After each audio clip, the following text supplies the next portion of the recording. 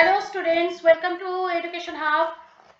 আবারও চলে এসেছি নেক্সট ভিডিওটা নিয়ে। পরপর আমি পার্ট বানিয়ে দিচ্ছি the rise of the nationalism in Europe চ্যাপ্টারটাকে। প্রত্যেকটা পার্ট, প্রত্যেকটাকে আমি প্রতিটা লাইন ইন ডিটেলস বেঙ্গলিতে বুঝিয়ে দিচ্ছি, যাতে কিনা তোমরা স্টোরিটাকে বুঝতে পারো। এবং একবার যদি তোমরা স্টোরিটাকে বুঝে যাও, তাহলেই কিন্তু তোমরা তোমাদের জন্য মেমোরাইজ করাটা খুব সহজ হয়ে যাবে।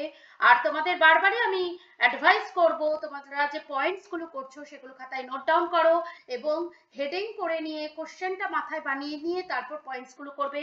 তার প্রথমে থাকবে একটা ইন্ট্রোডাকশন, দেন পয়েন্টস আনসার করবে, লাস্টে একটা কনক্লুশন দিয়ে লাইন পুরো প্যারাগ্রাফটাকে দিয়ে এন্ড করবে।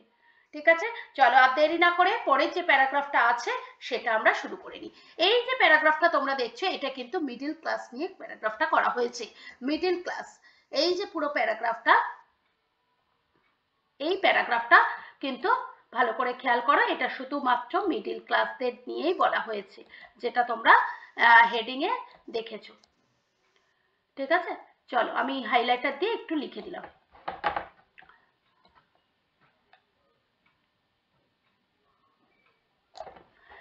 চলো, let's start. In western parts of Central Europe, the growth of industrial production and trade meant the growth of the towns and the emergence of commercial classes whose existence was based on production for the market. সব সময় একটা কথা মনে রাখবে, যে কোনো revolution এসেছে এই মিডল ক্লাসের হাত ধরে।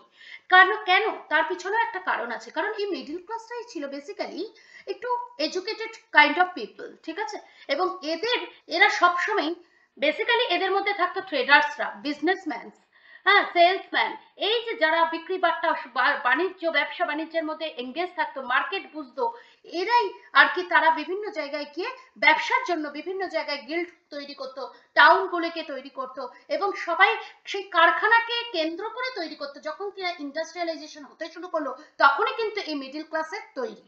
তার আগে কিন্তু মিডল ক্লাস বলে কিছু ছিল না। কারণ ওয়ান্স আপন এটা আমি শুধুমাত্র আমাদের একটাই সমাজে একটাই ইয়ে ছিল, মানে বলতে পারো তোমাদের যে অকুপেশন, সেটা একটাই ছিল, সেটা ছিল এগ্রিকালচার।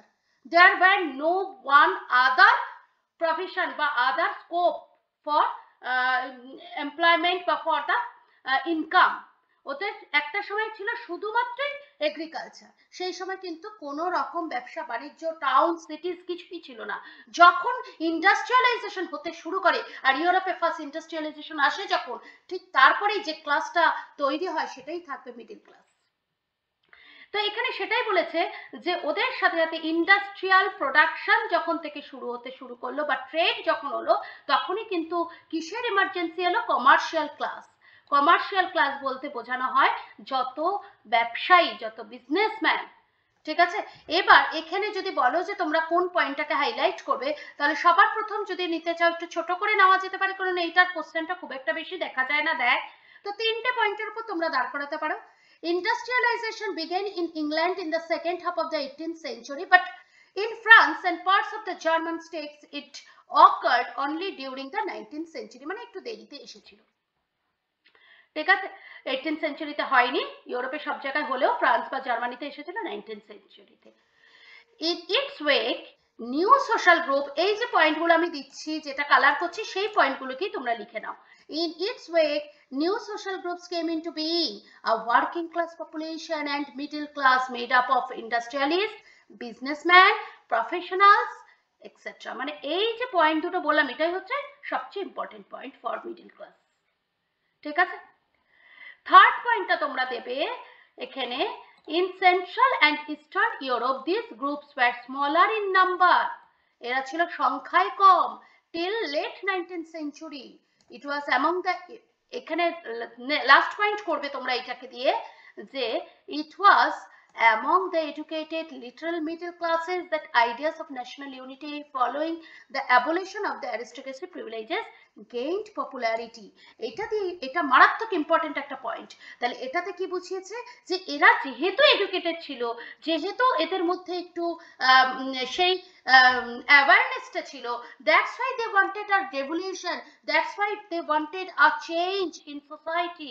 ওরাই কিন্তু ন্যাশনাল ইউনিটিটাকে সামনে এনেছিল এবং ওরাই প্রশ্ন করেছিল অ্যারিস্টোক্রেসির প্রিভিলেজেসগুলো, যে প্রিভিলেজেসগুলো ফার্স্ট অ্যান্ড সেকেন্ড এস্টেট সব সময় সুযোগ নিয়ে গেছে মোনার্কদের কাছ থেকে, রাজরাজাদের কাছ থেকে সব সুযোগ যারা পেয়ে গেছে, সেই প্রিভিলেজের এগেনস্টে কিন্তু ওরাই গলা তুলেছিল এবং আওয়াজ তুলেছিল। কারণ কি, এরা বুঝেছিল যে এরা বিভিন্নভাবে এরা কিন্তু মার খাচ্ছে বাকিদের থেকে, কারণ এরা কিন্তু সব দিক থেকে, সব সুযোগ সুবিধা থেকে বঞ্চিত হচ্ছিল, যার জন্য ওরাই প্রথম সমাজে জাগায় যে এই প্রিভিলেজগুলো এদেরও দরকার। এই এই আইডিয়া থেকেই কিন্তু রেভলিউশনটা আসতে শুরু করে। ঠিক আছে, তাহলে আমি এখানে কটা পয়েন্ট তোমাদের করে দিলাম, 1 2 3 4, চারটে কালার করেছি, এই চারটে কালারিং তোমরা পড়বে, ডিরেক্ট এই চারটে পয়েন্ট লিখবে মিডল ক্লাসে, দ্যাটস ইট। এই অবধি করলেই যথেষ্ট ফর মিডল ক্লাস। ঠিক আছে, আজ এই পর্যন্তই আমি ভিডিওটা করছি। তোমরা ছোট ছোট টুকরো টুকরো ভিডিও এবং পার্ট বাই পার্ট আমি পরপর সিরিজ হিসেবে দিচ্ছি ইউটিউব চ্যানেলে, তো তোমরা সেটাকে ফলো করো, সাবস্ক্রাইব করো, লাইক করো এবং কমেন্টে অবশ্যই জানাও তোমাদের কেমন লাগছে।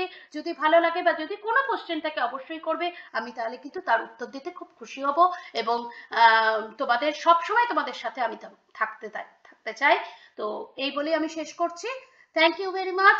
নেক্সট ভিডিও নিয়ে আবার চলে আসবো পরের পার্টটা বোঝানোর জন্য। Thank you.